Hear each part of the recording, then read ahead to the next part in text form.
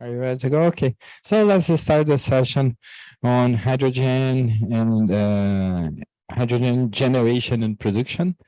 And we are going to have first Vanessa, that she's online, right? Stella, who is here, Maria Stella from BNDES, Larissa, right, Taipu. And at the end, Cristiane, that we will have a recording from Cristiane. She could not make it to be here today. So she sent us a recording in Spanish for all of us, okay? So let's start. The floor is yours, Vanessa. Thank you. I would like to thank the ICABR organization for the organization of the event, and also Professor Silveira for the invitation to be here, talk about hydrogen. I'll just share my screen here.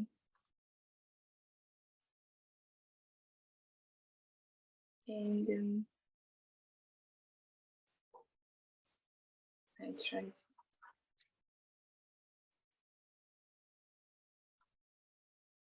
Yes, better. Is it okay for you to see? Yes. The presentation? Yes, okay. Go on. Okay.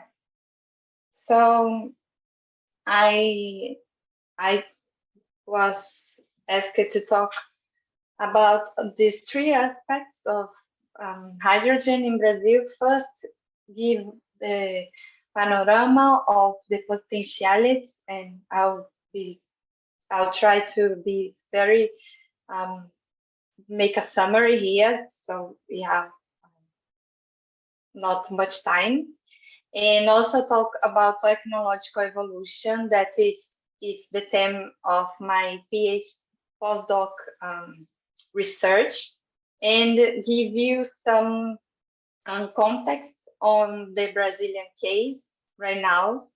And so first, I'm a postdoc from the Unicamp program in CIFO and FAPESP, and I'm economist. My background is economical innovation and also industrial economics. So I have this economic vision of the theme, and some technological, also from studying patents and technological trajectories.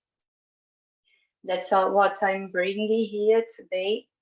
And to start, the biggest motivation for my research and also the talk is after the Paris Agreement, governments wanted to compromise with the transition to a low carbon economy, and hydrogen was, since the hydrogen gained increasing importance in this transition because of the multiple uses and the necessity of converting some uses of fossil energy that are not possible to electrify. So also, for example, the activities of refining and ammonia production. So hydrogen has gained a lot of space in the context of the transition. And we have been talking about different types of hydrogen production.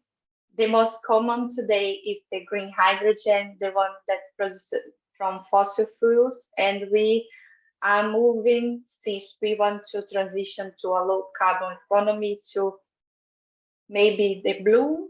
That's in the debate, when we apply some technologies to, let's say, clean the process of producing hydrogen.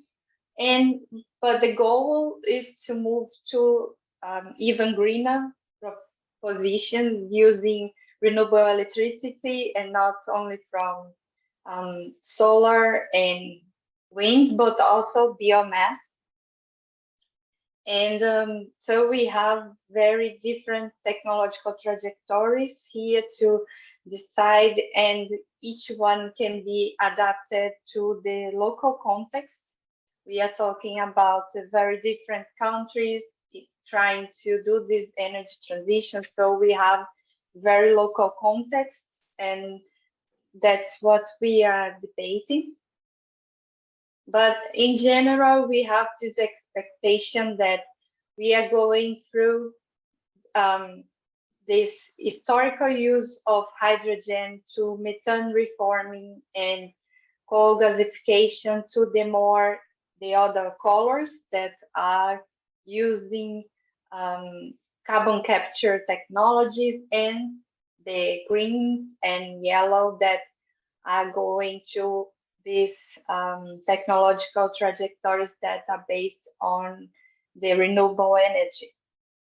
So we are expected to increase a lot the production of hydrogen through these other technologies until 2050, to not go over the limit of 1.5 in the global temperature. That's the main goal. And the potentiality of hydrogen is not only that it can be produced from a lot of sources of energies and processes, but it can be used in many applications. And we are talking a lot about domestic applications and also about the possibility of exporting it as a commodity.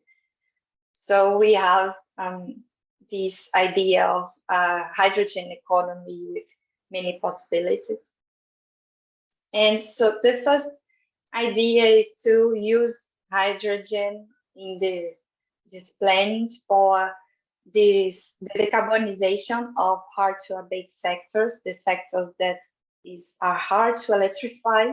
And then after 2030, we expect to start using hydrogen in other sectors like mobility in larger scale. So after this context, I want to talk about my research a little, and just to give an idea of methodology, I used patent data, and I focused on different trajectories of hydrogen production.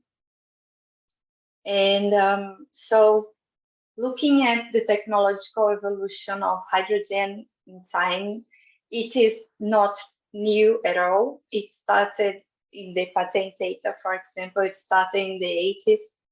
And we had this first wave of hydrogen technology production related to the oil crisis and the increasing prices of oil. But then we had another low in these oil prices, and hydrogen was not in the evidence anymore.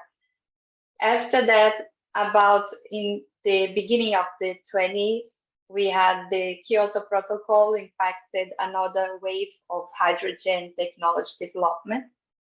And now we can say that after the Paris Agreement, we had another wave of technology development that have lost a bit the participation of the US and gained some participation of other countries like Korea and also China. So, but I want to compare with you. This is the trajectory of hydrogen produced from fossil fuels. So it increased a lot during the 2000s, but after 2015, this is in a decreasing rate of development. So countries are not prioritizing this trajectory anymore. And this other graph compares the same evolution, but in hydrogen trajectories that are based on non-carbon containing sources. So we still have the US and Japan as the leaders in technological development, but especially Germany and France China are also gaining market in the development of technology when we talk about hydrogen from non-carbon containing sources, and especially after the Paris Agreement. So this third wave of hydrogen development is showing the increased importance of this trajectory, not based on fossil fuels, and also that there is some dispute, some technological battleground for countries to be exploring new opportunities now that this is increasing. But when we look to Latin America, we have very few patents. And here I have some names of that appear as applicants of patents in hydrogen. Here we have Petróleo Brasileiro, S.A., Petrobras, and also some institutional applicants as the Comisión Nacional de Energía Atómica de Argentina y el Consejo Nacional de Investigaciones Científicas y Técnicas, CONICET.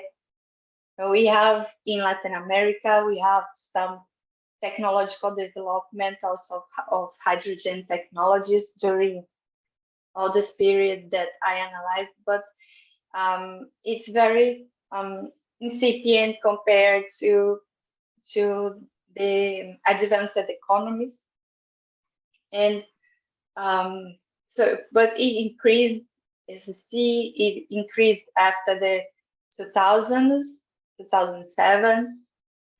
And we had some also technological development, especially Petrobras in Brazil was related to fossil fuels, because hydrogen is really applied right now. We produce it and apply it in this context of refining. So we have here also some integration of these industries that is going, the idea is that it's expands to other sectors in the next decades, but it's now in these countries like Brazil, Argentina, Mexico that also already have some capacity in producing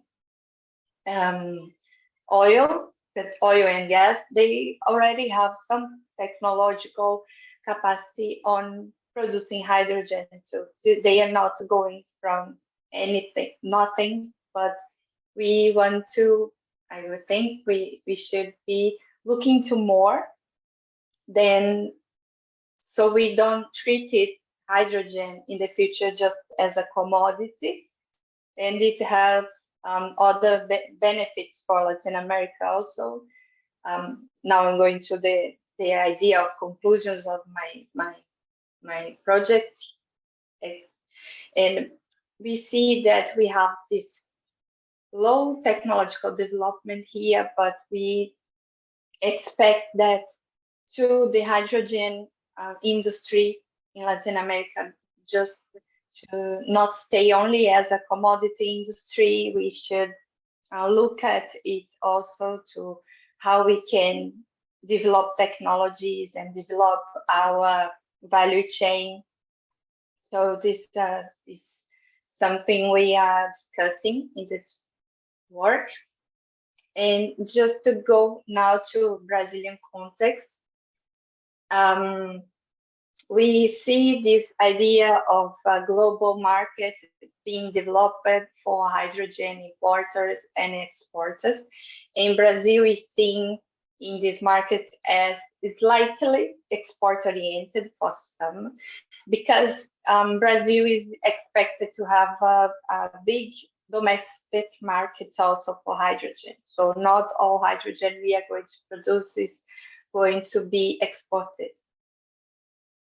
And much has been talked about the opportunity hydrogen is for countries in Latin America, including Brazil, because of the high quality and abundant renewable resources we have. So the idea that we can produce renewable energy with low costs. And this is an opportunity for us to replace our use of fossil fuels in end users, also for electrification. In the sectors that are not suitable for electrification, we talk about the steel industry, chemicals, cement. So we have this opportunity being pointed that we can reach as we have these energy metrics with so abundant renewable resources, we can have also the highest volumes of productions in the world of hydrogen. And this can also mean, if we develop our value chain, that we can use this cleaner energy for our manufactured products being also clean, considered green, as green steel or green ammonia. And that would be also an opportunity of not only exporting energy, but exporting products with more value added.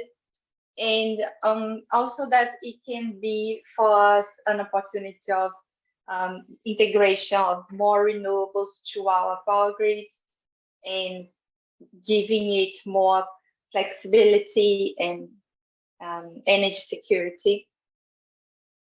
Also, we already have some demand for the use of hydrogen in the region. We use it in our refining industry. We are, especially in Brazil, big importers of ammonia.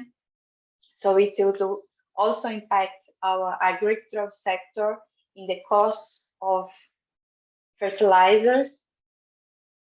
And in Brazil now we have, this is updated until last year, so we have a very dynamic area here of projects being announced, but we have about, in this table, 12 projects, 2 in Bahia, 6 in Ceará, 3 in Rio, 1 in Rio Grande do Sul. And this is more to give an idea that many states in Brazil and many regions are looking at this hydrogen economy as an opportunity. And also they are basing these projects in different type of electricity. So we are talking about onshore, offshore wind. We are talking about hydropower and solar.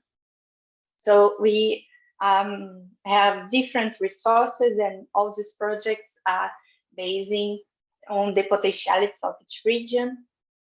And also they are planning of producing ammonia or pure hydrogen and have many applications.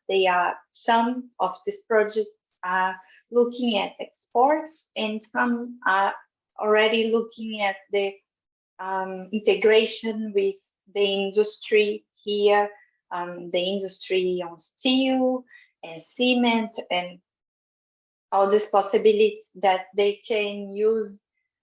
They are using now natural gas, and also they use coal, and the possibility of replacing these sources of energy with hydrogen.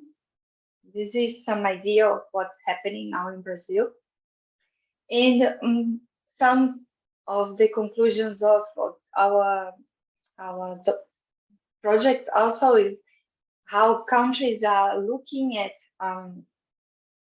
hydrogen economy, how to develop it, and how we can bring it to Brazil. So we need to look at national strategy. We need to have technology incentive policies, also demand for policies. They are all parts of this package of giving incentives to the development of this industry. Also, fiscal policies, the certification schemes, the standards, they are all important if we want to develop this industry in Brazil or anywhere. And we have here some examples of policies and regulation that were developed in Brazil. We have examples here since 2010, and they gained volume after 2022 with the more the higher expectation of this new hydrogen wave. And now they, since 2022, now they are talking about renewable hydrogen. Before it was about hydrogen at all, and as some energy security and to give energy alternatives, but now they are more focused on renewable hydrogen, although we have a lot of studies on how to integrate also natural gas with this production. But now the problem in 2023 is that we don't have actually a definition of objective goals in this national hydrogen program. We don't have strategy, or like we don't have still the idea of what are going to be the investments in infrastructure, incentive measures or requirements, and standards for use and certification in Brazil. So it's like the subnational states in Brazil are waiting for this institutional and legal framework to that projects that I showed. They are waiting for the regulatory framework of Brazil to be approved, yet we don't have still the offshore wind regulatory approved. So many projects are waiting for this offshore wind to be approved and then to make able to go to hydrogen projects. So we have this waiting situation right now.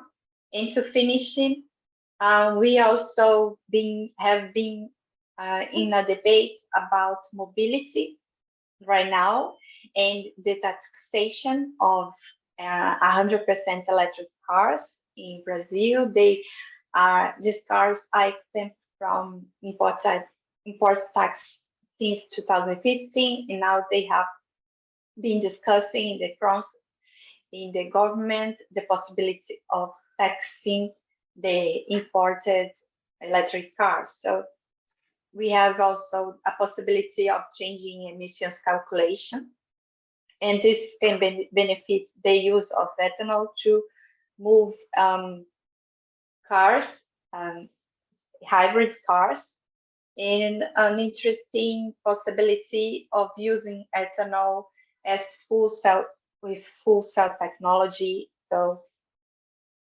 if they change this carbon emission calculation methodology, they are going to consider emissions not in the car and they produce in the process of using, but since the process here, since the cultivation and extraction of resources. So when we compare oil production to gasoline, to the ethanol, it can be considered more clean. So just to give you an idea of the stage of discussion. So I just want to finish. I was over the time, and this is some idea of Brazil and the potentialities and all that we have been discussing now in this very, very dynamic topic in Brazil. Thank you. Thank you, Vanessa. So let's move on with the presentation of Maria Stella Andreao. And it's a pleasure to be here today. And I'm very happy to see 4 women presenting hydrogen here. I would like to thank the organization and also thank Professor José Maria for this invitation. I'm Maria Stella Andreao. I work at BNDES, and my topic for today is BNDES FINAME, so sorry. The development of energy industrial chains in Brazil for a greener future. My agenda for this presentation is BNDES key role for Brazil, the FINAME accreditation, regulation of accreditation for stationary energy storage systems in FINAME, and finally, the next steps in FINAME accreditation on hydrogen in 2023. First of all, I'd like to introduce myself. I'm an industrial engineer, a sustainable energy specialist, and also an European energy manager. I have been working in BNDES for 12 years, and since 2019, I'm working the Industrial Change Development Department with FINAME accreditation. That I do studies of productive change to promote actions for the development of the energy sector in Brazil. And I also analyze products and companies to accreditate or register them in the BNDES FINAME system. BNDES is the Brazilian Development Bank. The bank was created in 1952 and is the main instrument of the federal government to long-term financing in many segments of the Brazilian economy. FINAME is a BNDES financing product for Brazilian machines and equipment, and the fund was created in 1964. Well, this is a Bloomberg chart that we are very proud to show, because here we can see the world top clean energy financiers. And as you can see here, BNDES is the biggest financer of renewable energy in the world. From 2000 to 2022, there was a big expansion in the Brazilian electric metrics. It was about 113 gigawatts. And BNDES was responsible for financing 70% of that, most of all in renewable energies, hydro, wind, solar, and biomass. In 2022, the bank disbursed 42 billion reais on infrastructure and energy projects in Brazil. It means 43% of total disbursements of the bank in 2022. Only as information, with to buy $1, I need 5 reais. Here I brought 2 examples in many of electric power generation projects financed by BNDES in Brazil this year. First one, BNDES will finance enough wind and solar power generation to serve more than 2.6 million households. And the other one, BNDES finances several hundred million reais for 49 new solar plants in 4 states in Brazil. And when we talk about energy projects, we have to talk about machines and equipment. For example, wind turbines, solar panels, inverters, and etc. And when we talk about machines and equipment, we have to talk about BNDES FINAME accreditation. BNDES not only focuses on financing Brazilian infrastructure, but also on the development of industrial chains in Brazil. We know that financing projects to increase national infrastructure is important, but we also know that for the development of local industrial chains, industrial policies must be planned. And when the industrial policies are well designed and well implemented, they are capable of generating economic and social development. And that's the point where FINAME comes into play, because BNDES uses FINAME accreditation as a tool to plan and implement national industrial policies in Brazil. Here is a picture of FINAME catalog. If you point your camera to this QR code, we will be able to access it. Our catalog is the biggest machine catalog in Brazil. We have almost 33,000 products in it. And in accordance with BNDES operational policies, the products need to be accredited in FINAME to be financed by the bank. And the products to be accredited or registered in FINAME, they have to have a local contact index minimum of 50%.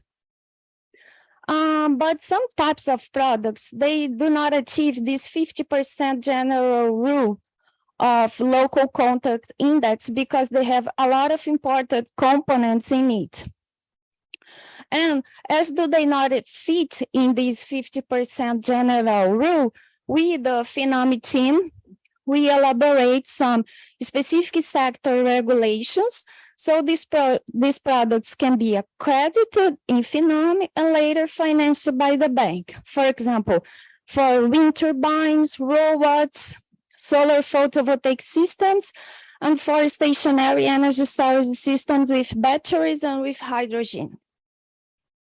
Now let's talk about BNDES FINAME specific regulation for stationary energy storage systems with batteries and with hydrogen.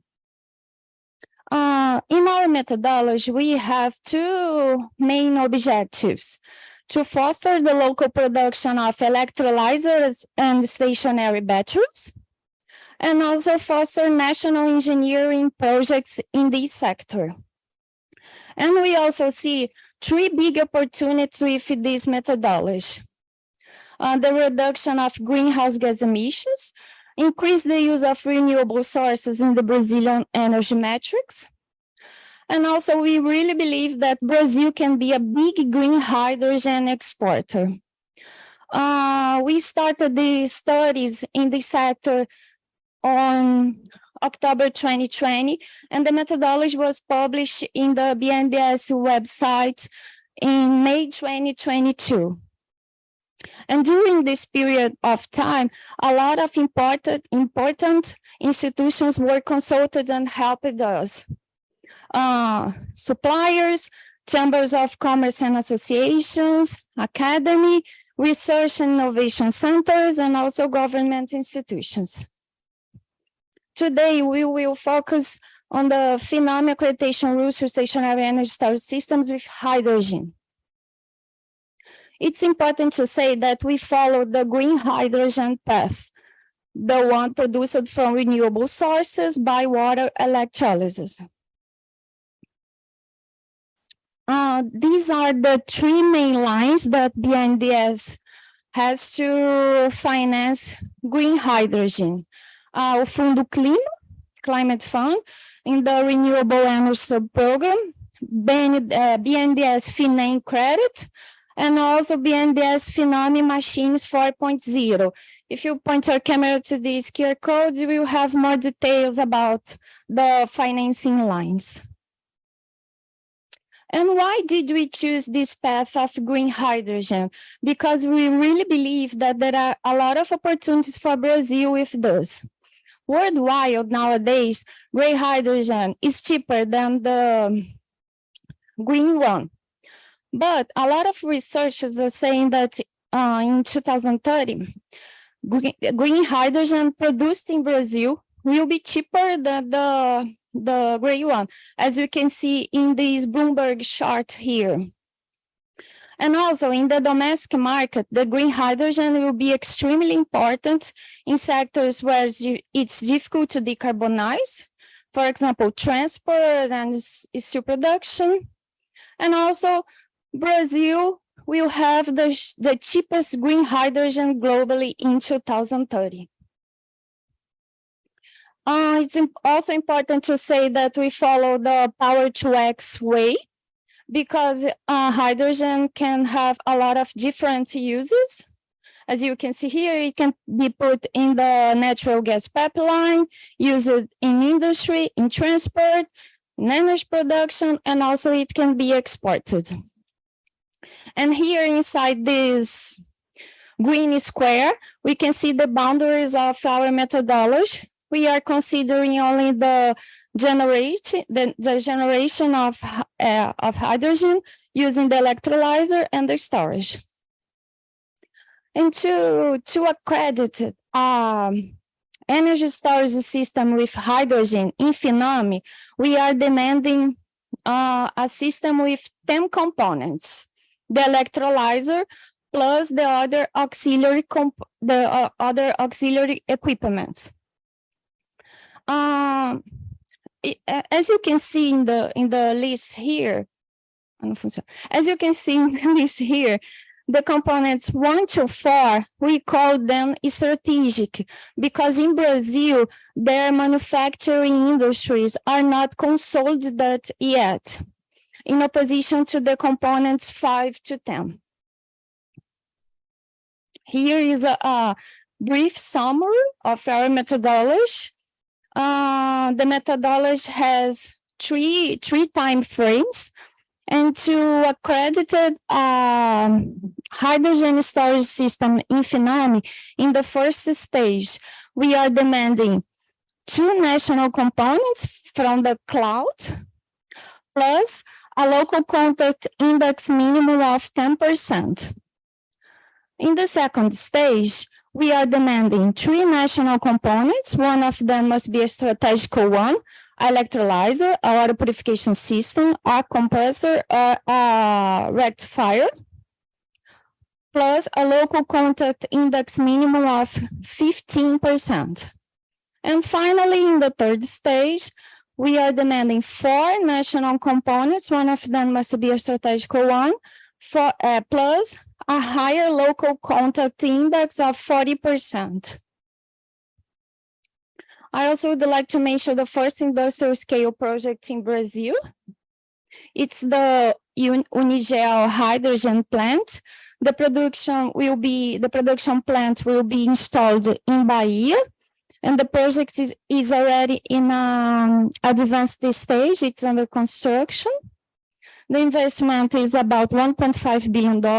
The plant will produce green hydrogen and green ammonia, and the full operation is expected for 2027. It's important to say that BNDES is not financing this project, but we are really keeping closely the market. So I'd like to conclude saying the next steps in BNDES Finame accreditation on hydrogen in 2023.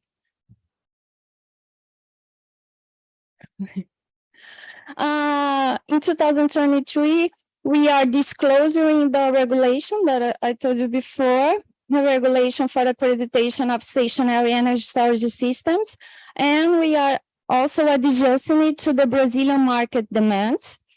We are also studying the offshore wind topic, aiming for the development of national industrial supply chains in this sector. We started the studies of this year, the sector last year. And we are also exploring other low carbon hydrogen generation routes, for example, by ethanol and biomass.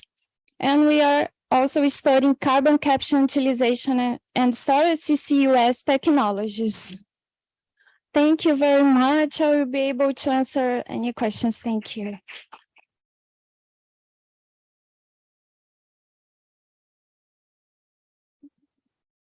And thanks. Now we are going to have the presentation of Larissa and the Taipo Ventures. Well, good afternoon. I am Larissa, the PhD candidate in economics at the State University in Campinas in Brazil. Professor José Maria is my tutor, so thanks for this invitation to be today. Here, I'm also the lead consultant at MF Investments and Economics, that is a consultancy in Asunción that leads the discussion in Paraguay with both the private and the public sector, and with the multilaterals too. And with those strategic partners, we made a study with the technological park of Itaipu, from where I'll take some numbers that I'll present today that is part of my doctoral dissertation. At the end of the discussion, we can answer any kind of question in English, or to my beloved friends, of Brazil in Portuguese, but I made this presentation in Spanish for the local ones. So, cuando se piensa en el Paraguay, existe una característica muy importante que es la de un pequeño país con características históricas muy peculiares que llevan a tener que analizar pasado, presente y futuro desde una perspectiva local y aplicada, ya que es una economía que a partir de la construcción de la Itaipú binacional, que hasta hoy es la hidroeléctrica de mayor generación en el mundo, aunque existe una en China que hoy es la más grande en infraestructura, Itaipú sigue siendo la de mayor generación hidroeléctrica y para el Paraguay eso representó un quiebre estructural, diferentemente a lo que pasó a representar para el Brasil, porque mientras el Paraguay era un pequeño país mayoritariamente agrícola que pasó a tener luz con esa hidroeléctrica, el Brasil era ya un país industrializado que pasó a importar todo el excedente para sus industrias en el estado de São Paulo específicamente. Eso es el pasado. Hoy, en el presente, el Paraguay aún tiene excedente de lo que le corresponde dentro de la Itaipú y en base a ese excedente es que se realizaron todas las proyecciones que van a ser presentadas, por lo que la discusión respecto al futuro y qué es lo que depara tiene como principal objetivo pensar cuál es la oportunidad de un nuevo quiebre estructural en base a la generación del hidrógeno verde que se está comenzando a producir ahora y que en base a nuestra futurología esperamos pueda llegar a generar esos cambios que se esperan tanto. Entonces, cuando se mira en el largo plazo lo que es el Paraguay desde una perspectiva de cuál es su canasta exportadora, lo que se puede ver es que antes de la Itaipú era exclusivamente agrícola y con esa nueva generación pasa a existir un quiebre estructural que durante la década de los 90 pasó a representar más del 50% de todas las exportaciones, pero como se puede ver viene en disminución tanto por el aumento del uso doméstico como por la mayor cantidad de las industrias locales también, y que según nuestras proyecciones, que es lo que van a ver más adelante, tiene fecha de agotamiento también. Sin embargo, ese excedente hidroenergético que se pasó a exportar no generó un cambio porque no hubo industria dentro del país, entonces la pauta importadora continuó igual, se continuaron importando combustibles fósiles y herbicidas y fertilizantes y todo lo que al país le hace falta. Entonces, hay un quiebre estructural en las exportaciones por algo específicamente nuevo. El país pasa a tener una característica muy peculiar, a ser el mayor exportador de hidroenergía en el mundo, pero como no se quedó en el país, eso, la pauta importadora continuó igual. Lo que generó entonces eso es que a la foto más reciente, que es del año pasado, de cuál es la matriz energética paraguaya, lo que se observa es que a pesar de una gran generación hidroenergética, lo que finalmente se consume en el país es muy poco porque se va todo a Brasil. Entonces, nuestro escenario de análisis es, en base al 50% de lo que le corresponde al Paraguay dentro de su excedente, ¿qué es lo que se puede pensar en poder generar de nuevo en base a una realidad también que, como les había adelantado, cuando se proyecta para los próximos años cuál es el consumo interno, lo que vemos es que hay un año en el que el excedente de la Itaipú ya no va a ser más suficiente, ceteris paribus, si no se hace nada, y si se hace algo en base a lo que la empresa nacional que tiene el monopolio de la distribución tiene previsto, igual no aumenta demasiado ese horizonte de tiempo, lo que indica que urgentemente hay que empezar a pensar qué es lo que el Paraguay va a hacer los próximos años para no quedarse a oscuras, ¿verdad? Entonces, lo que con el Parque Tecnológico de la Itaipú hicimos fue analizar desde el punto de vista de la ingeniería cuánto una de las 20 turbinas, la Itaipú tiene 20 turbinas, cuánto cada una de esas turbinas, en vez de exportar directamente energía a Brasil, puede llegar a generar en hidrógeno y en oxígeno, y automáticamente también ver cuánto podría ser específicamente eso en amoníaco, en hidrometano o en metanol, para poder directamente analizar sus usos para la descarbonización, tanto para el uso en movilidad como para la agricultura, que es hasta hoy la principal responsable del Producto Interno Bruto paraguayo.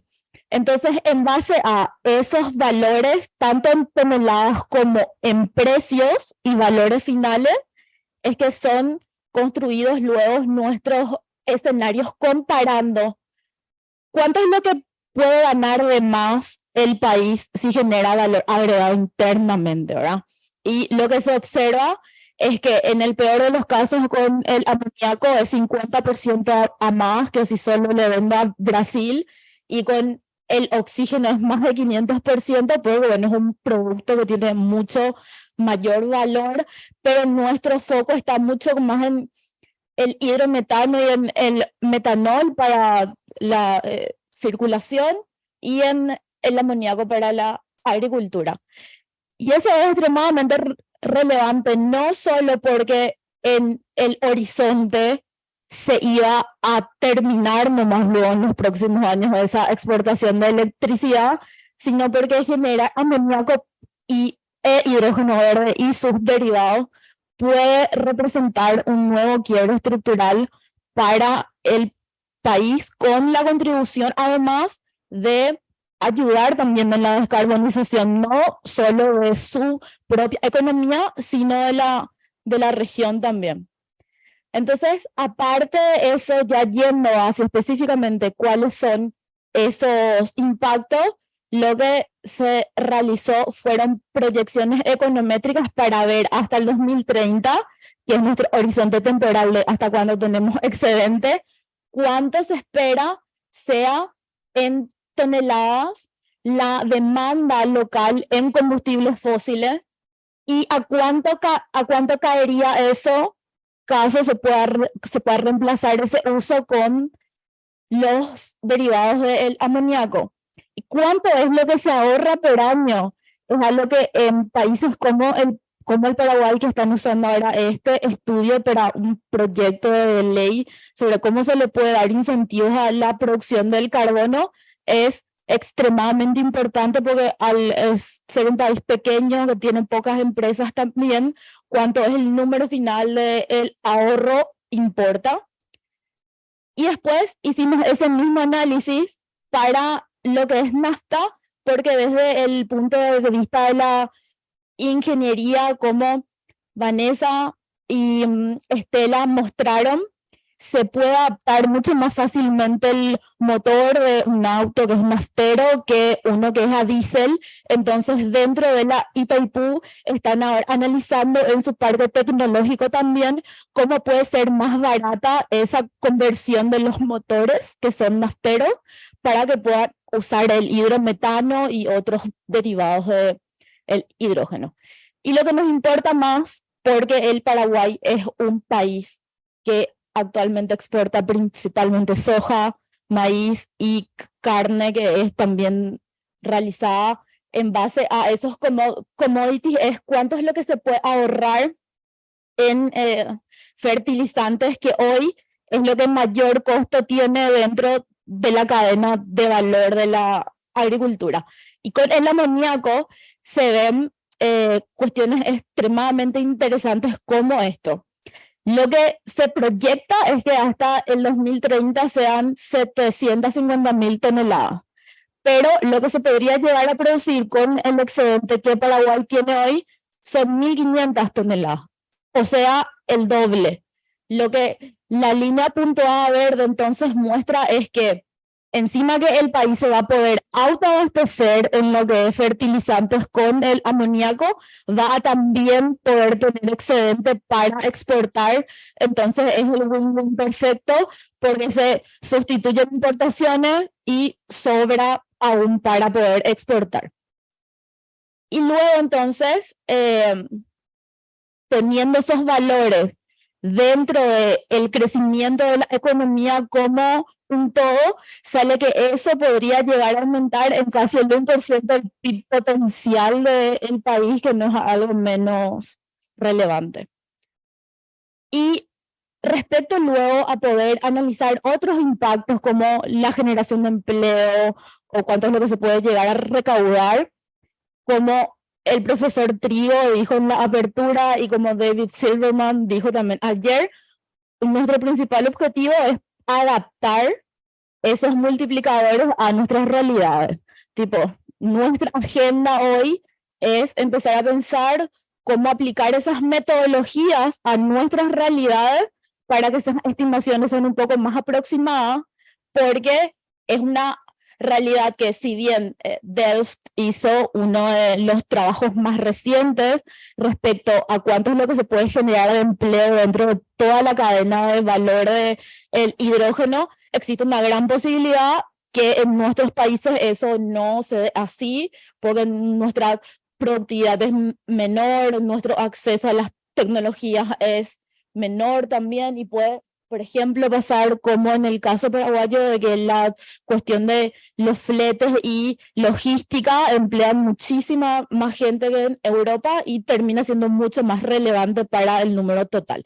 Pero de cualquier forma, como hay que tomar algún parámetro y el único estudio un poco más actualizado respecto a cuánto es lo que se puede generar de nuevo empleo es lo que tenemos es, bueno, un número para ir a sentarnos con el gobierno a contarles que esto es algo urgente, que se tiene que planificar y que se tiene que incentivar también. Y después luego otro cálculo fue también mirar, bueno, cuánto es lo que se puede generar de más impuestos por año para cada turbina, que muestra también la importancia del debate respecto a cuánto es el precio que el Paraguay actualmente cobra por su energía, que es la mitad de lo que en Brasil cuesta.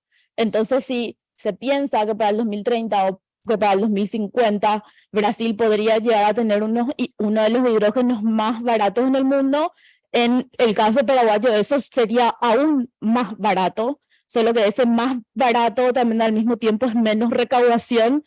Entonces la actual discusión que ya nos comunicaron desde el Ministerio de Hacienda es que existe una posición de que particularmente ellos consideran que para industrias que son electrointensivas el precio tendría que ser un poco más alto en realidad y no tan barato como es hoy cuando se compara con Brasil, por ejemplo, ¿verdad? Pero entonces, para cerrar la discusión, más que los números de cuánto es lo que se va a ahorrar, cuánto es el PIB potencial o cuánto se puede generar de empleo o de recaudación, lo que importa para un país como el Paraguay, que no tuvo política industrial como Brasil tuvo, por ejemplo, es llevar a la discusión cómo incentivar este tipo de industrias que es extremadamente relevante, no solo para sustituir importaciones, sino para tener que también fortalecer la macro y el PIB en general, es traer la discusión de cómo la industria de la innovación, cuanto bien incentivada, tiene esa oportunidad de efecto multiplicador en muchas otras cosas. Entonces, Paraguay, pasado, presente y futuro, tiene una historia donde realmente existió una empresa que para el Brasil fue una hidroeléctrica más, pero que para el caso de un país pequeño fue un quiebre estructural que 50 años después aún le genera excedente porque en la década del 80, cuando se inaugura la Itaipú, la demanda de todo el Paraguay era de 200 megas, 200 megas, y la capacidad de la Itaipú era de 14.000 megas, 14,000 megas. So, si tu realidad es que tu demanda es de 200 y tenés 7.000, lo que un país chiquito que nunca tuvo política industrial hace es sentarse, se cruza los brazos y piensa, bueno, por infinito vamos a exportar a Brasil, que va a usar para su industria ese excedente, ¿verdad?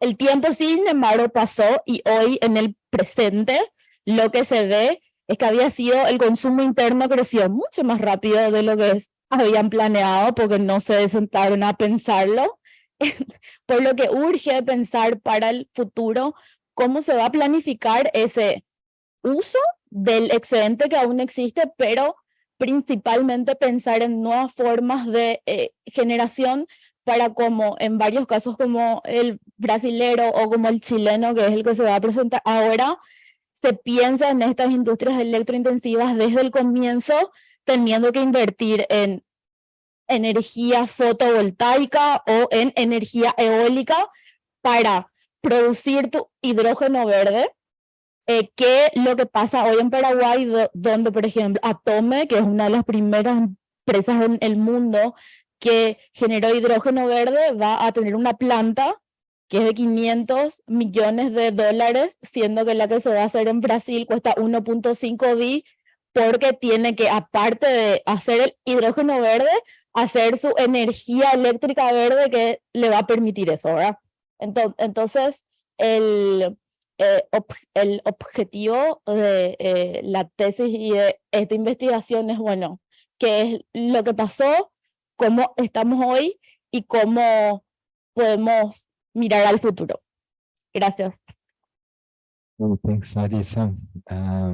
It's outstanding for Paraguay. Please, may you play Cristiane Carvalho, who is from Chile. She sent us her presentation, which we are going to watch now. She could not make to be here today, so she sent her presentation in Spanish.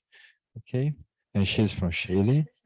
Todas y a todos, muchas gracias a los organizadores del evento de ICABR, al profesor José María por esta invitación.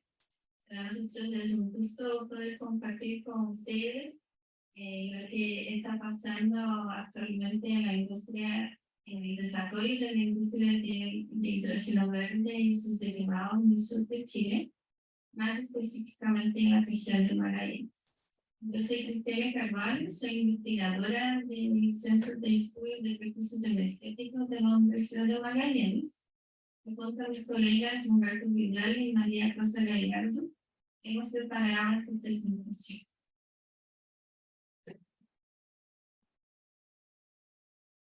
Bueno, para partir, quisiera compartir que dentro de los primeros centros de investigación del país que empezó a monitorear el evento en la región de Magallanes, hemos sido nosotros.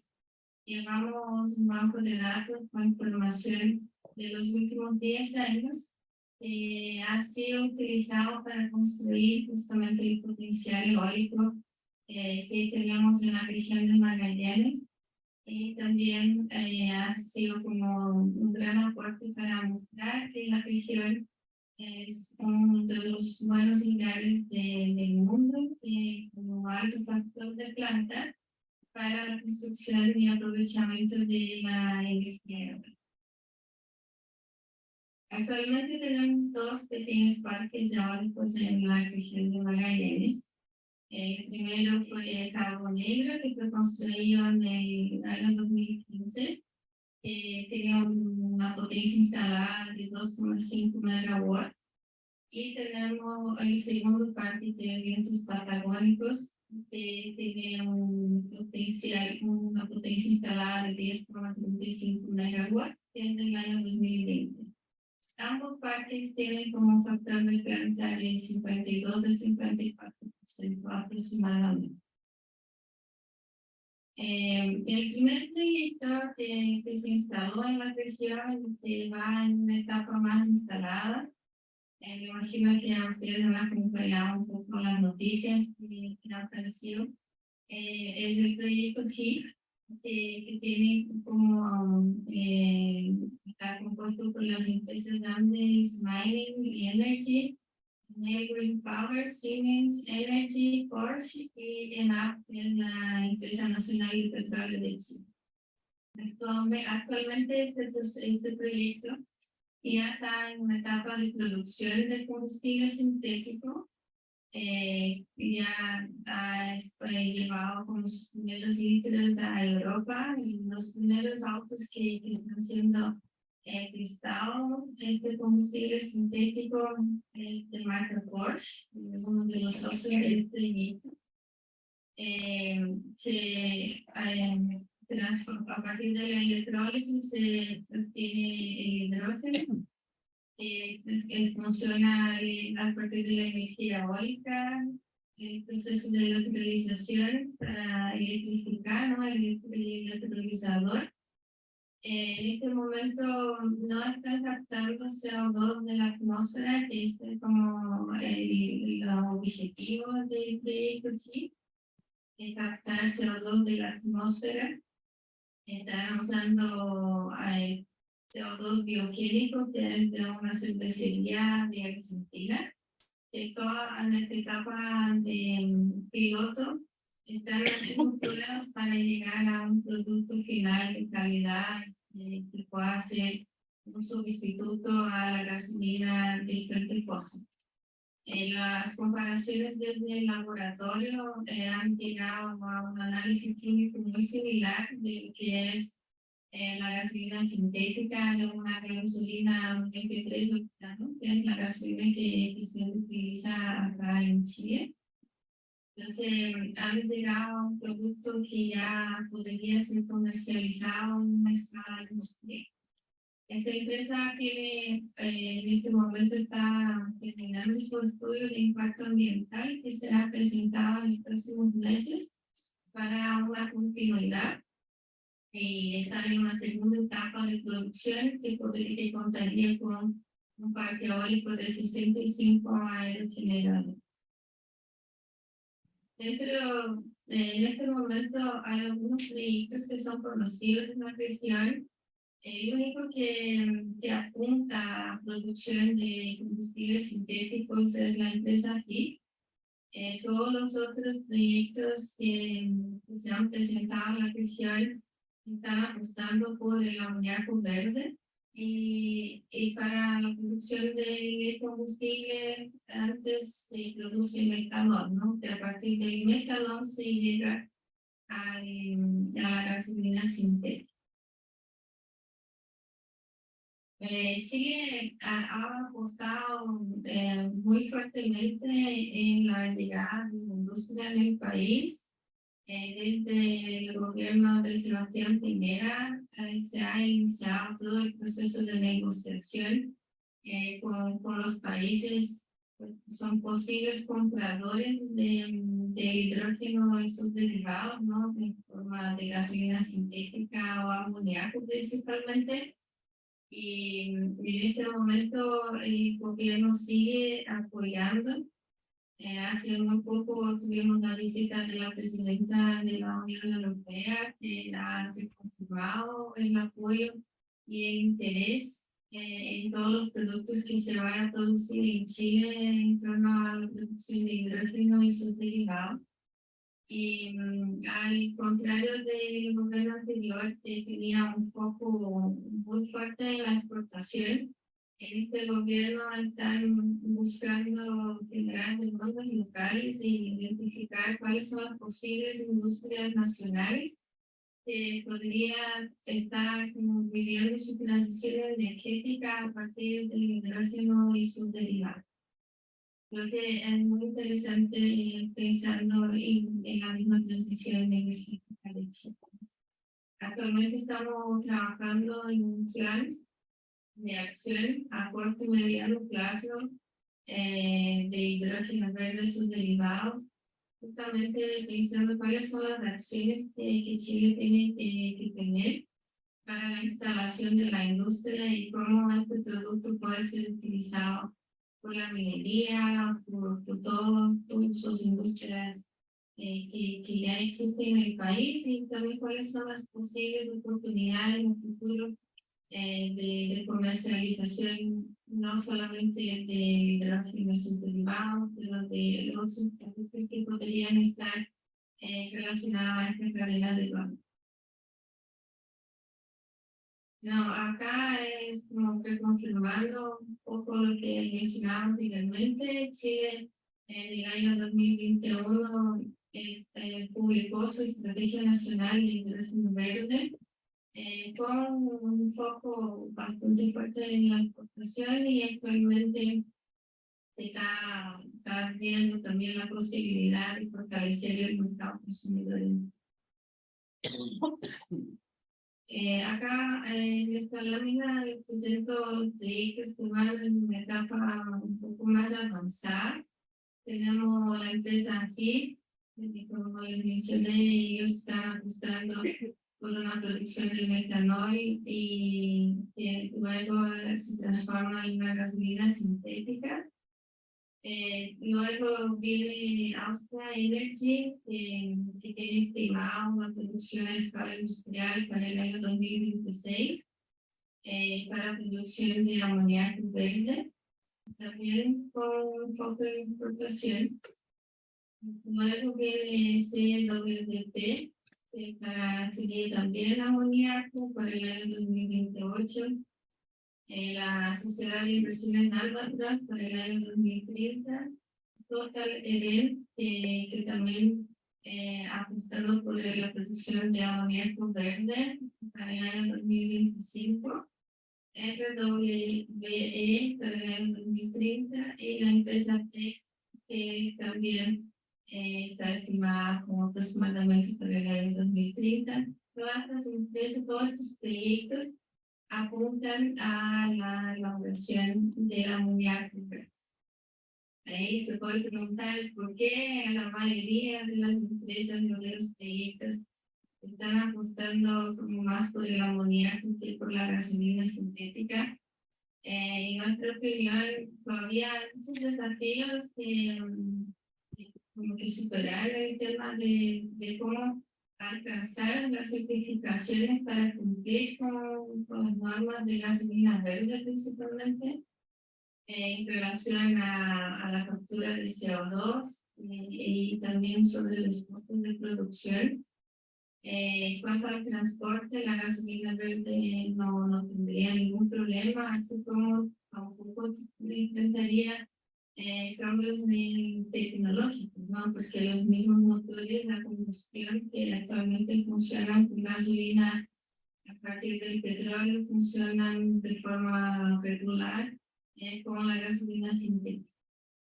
Y ya el amoníaco, cuanto la captura de nitrógeno de la atmósfera se hace bastante más fácil de lo que es la captura de CO2 en la región de Magallanes, así como también el transporte que ya está bastante desarrollado, el transporte ya existe en el país, navíos que traen y llevan amoníaco principalmente por la industria de fertilizantes y de explosivos. El amoníaco también es un componente muy conocido y de alta demanda mundial en la industria química principalmente. Entonces, nosotros creemos que de cierta forma la estrategia de la mayoría de las empresas de apostar por el amoníaco verde, que también tiene una cadena de producción un poco más corta que la gasolina verde, puede estar como relacionada a todos estos desafíos que están relacionados a la producción de gasolina verde. Bueno, acá son algunas noticias de todas las expectativas de producción de hidrógeno verde derivados en Magallanes.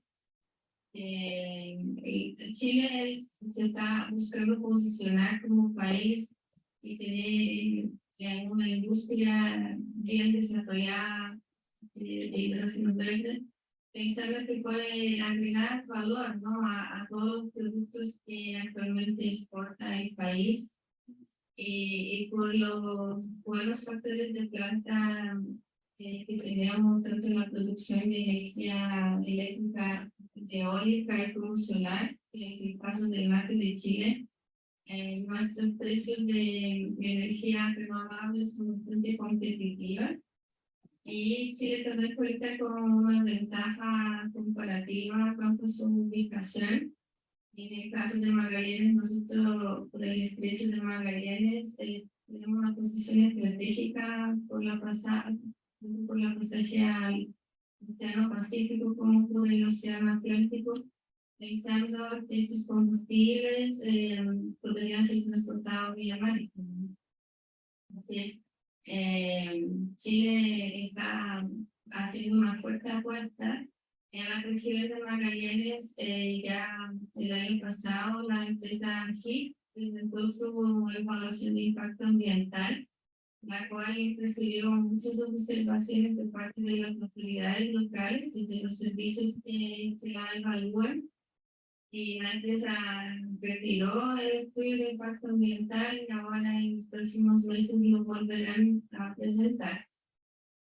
La normativa ambiental de Chile es bastante consistente y se ve que el país quiere como preservar sus recursos naturales también, ¿no? Y se está trabajando en una mesa de trabajo liderada por la región, el gobierno regional de Magallanes, donde se busca articular los diferentes actores que están involucrados en el proceso de instalación de la industria, planificando como las posibles externalidades negativas que conllevan a la llegada de una nueva industria en mayor calidad. Y también sabiendo que más del 50% del territorio de la región de Magallanes está bajo el anhelo de categorías de parques nacionales.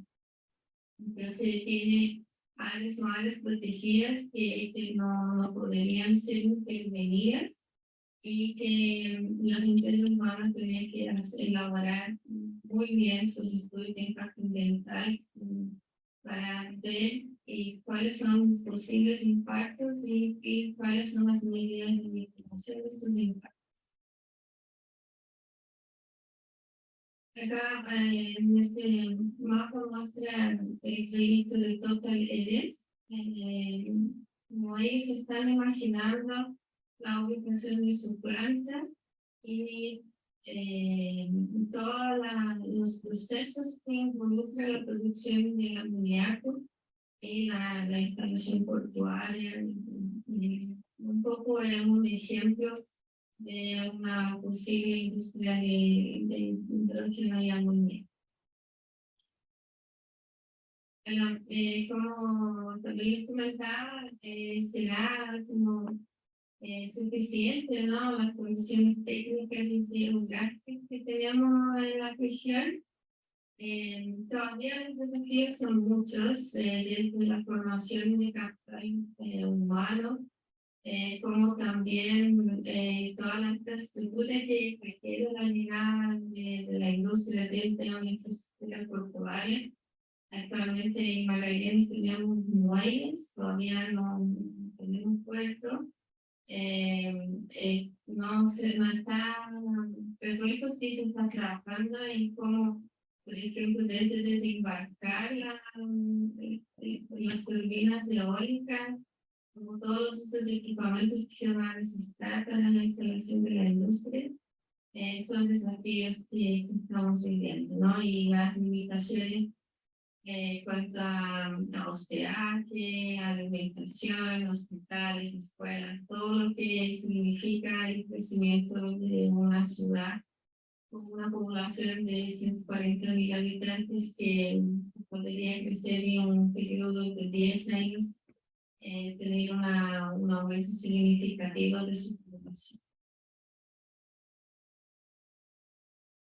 Acá también los principales actores, ¿no? Que están liderando este ecosistema en torno, como les comentaba, la mesa de trabajo que se está liderando desde el puerto. Nosotros en la Universidad de Magallanes estamos muy comprometidos en poder acompañar el proceso desde la área de investigación, también elaboración de líneas básicas, formación de profesionales. Está la empresa Metalex, actualmente en Magallanes ya tenemos la producción de metanol, pero desde los combustibles fósiles. Está ENAP, la Empresa Nacional de Petróleo, que recientemente se comprometió más fuertemente en apoyar y también participar en el desarrollo de la industria del hidrógeno verde.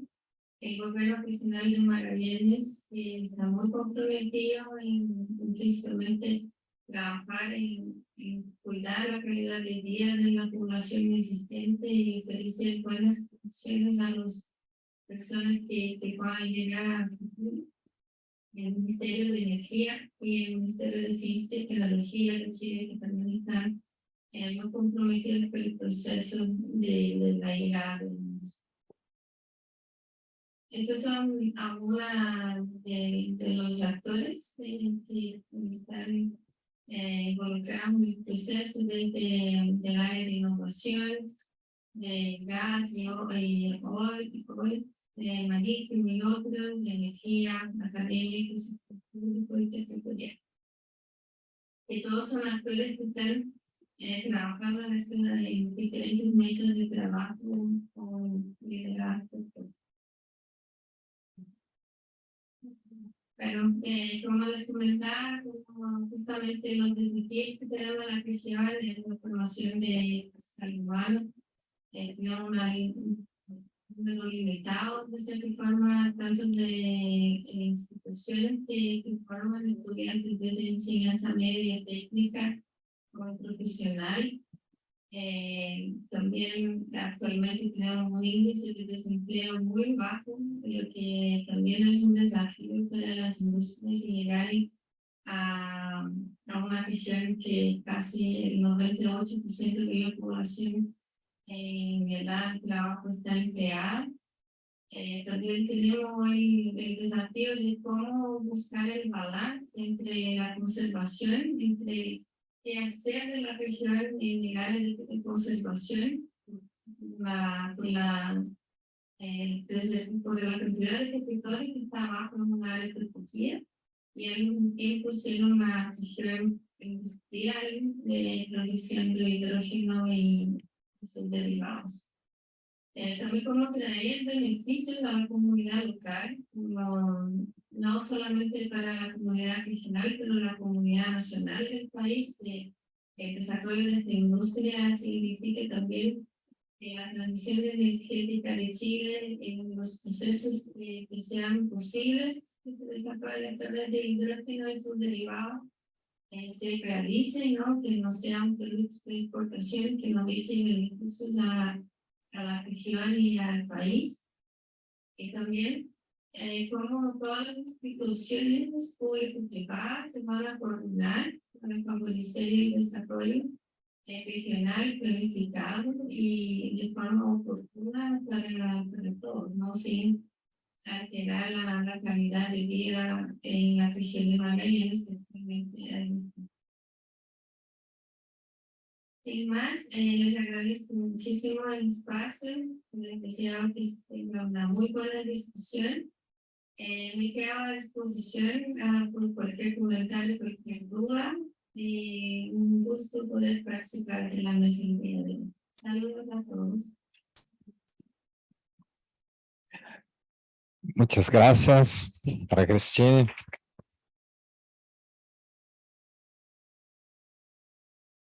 We are open for a little while for a run of questions.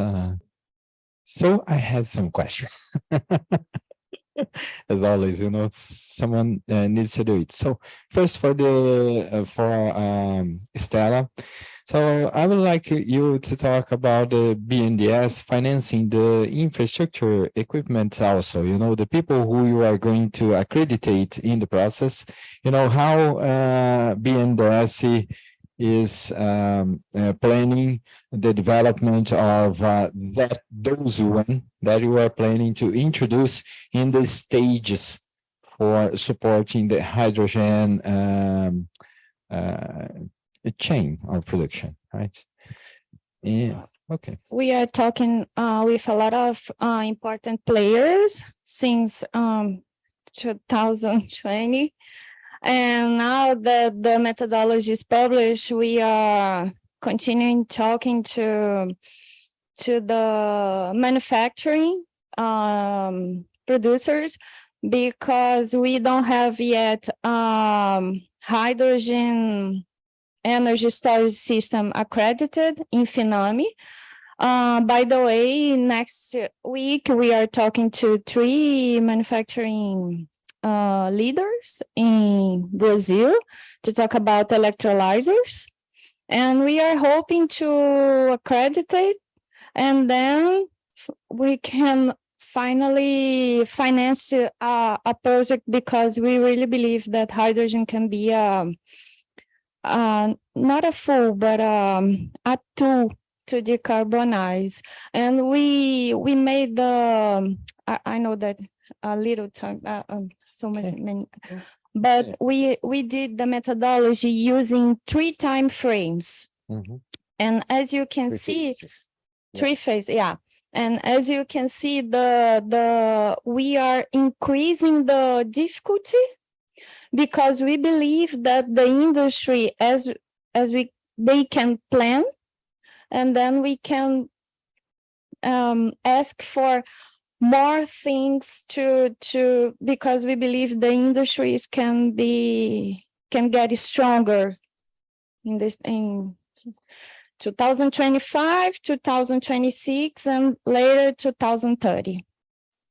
Yes, as I remember, maybe we start with 10% of national, and then 50, and then 15, and then 50. 40. Then 40. Yeah. So then the question is, so is it BNDES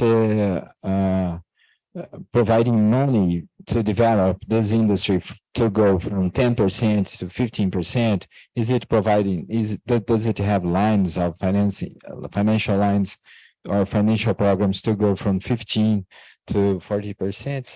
We have the program we have itself? the traditional lines, and we are also planning a new line, the innovation line, for digitalization and innovation with a very low interest tax, TR. I don't know in English. Yeah, it's a reference tax. TR rate, yeah. And we are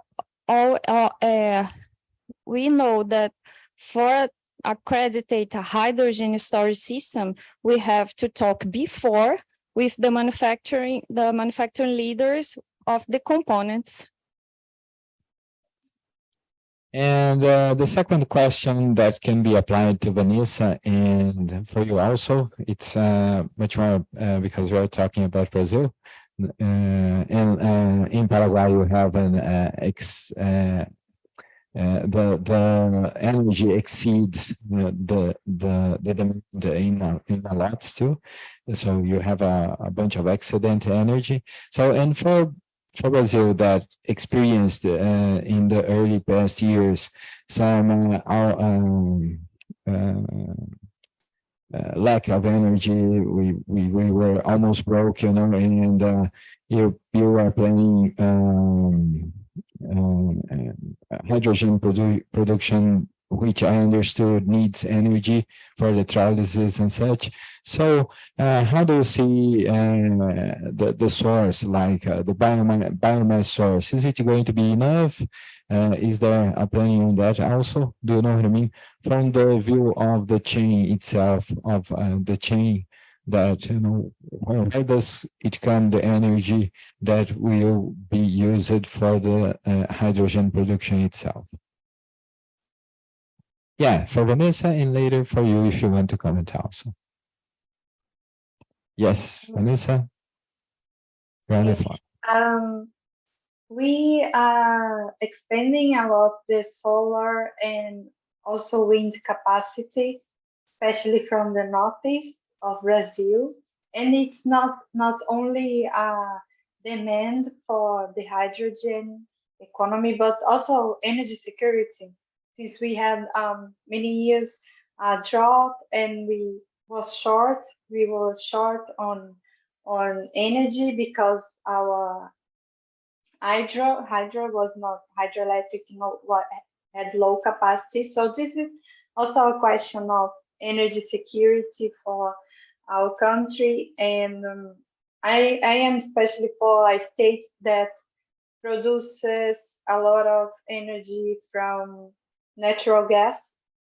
And also we use a lot of coal in our industry. So here in Espírito Santo, we also need to diversify our metrics before thinking about hydrogen and other projects. So the biomass is also another important trajectory, but I think it's more important for the immediate use of biomass as biogas, by methane, than to hydrogen, because from what I see, to produce hydrogen from biomass, you need a huge scale, and maybe we would not have this cost, but it is very important for our energy diversification too. That's what I'm seeing right now in this context.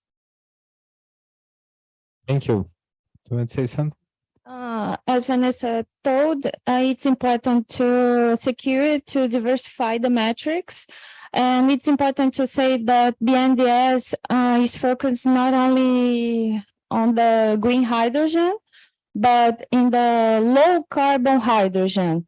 The methodology here that I told, it's focusing on the green hydrogen path because we are trying to foster the electrolyzer producing, because Brazil doesn't have these type of equipment, a national electrolyzer. So we are trying to foster it.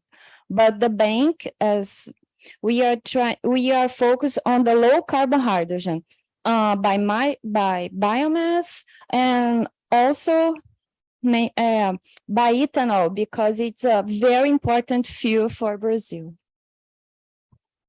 Thank you very much, Stella. And for Larissa, I have one question that it's about learning with the past. You know, in Paraguay, the first, and as a bunch of Latin American countries, you know, it looks like when we produce something and we have a bunch of that, first export.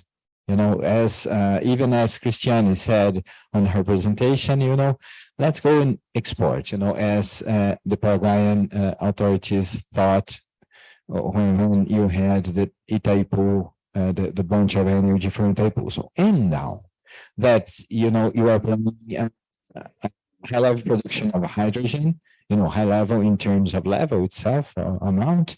So is there some thinking on regulatory set for the process of substitution of imports, or even for the innovation process in the country, innovation process for the local industry, or even preparing the Paraguayan people to take over the process themselves and develop it. So I would like you to enlighten us with some thoughts on that, and we can close the session. That's a really good question, and that's actually the biggest challenge, because as I told, Paraguay never had an industrial policy as the Brazilians or the Argentinians had. So if we never think about it, you can imagine that our universities, for example, and this is truly Paraguayan, we had so few graduate courses. In my case, I traveled to Brazil because in Paraguay, there's no master's degree or PhD in economics. So you have a band of a lot of stuff to work on, and the formation of human capital, like the Chilean experience told us, is one of the first steps to think about having a strong industry, especially in the energy transition industries that needs super specialized engineers, and that needs also to think about patents and about research and about local technology, because if we already enter in that transition, in that kind of new industries, important technology, that is what happened to us in a lot of stuff, and that even today we have to deal with some difficulties in our agricultural value chains, because there's so many parts of that are imported until now, like the fertilizers that are the most expensive part of the agricultural value chains, and in the Paraguayan case are in 100% imported. We are in front of a situation that we didn't learn yet how to produce with a low cost and with a local view of how to be more efficient. So I truly believe that our strategy need to learn from those experiences, and in the Paraguayan case, more than the regulatory part of those challenges, and more than thinking about the price of our electrical energy, is to think about people, about having universities, and about starting to have some local research. Great. So, Many thanks, Larissa, many thanks, Vanessa, many thanks, Stella, and thanks for all of you to be attending the session here today, one of the last of our Congress, of our meeting here. Many thanks at all. So let's applaud Larissa, Vanessa,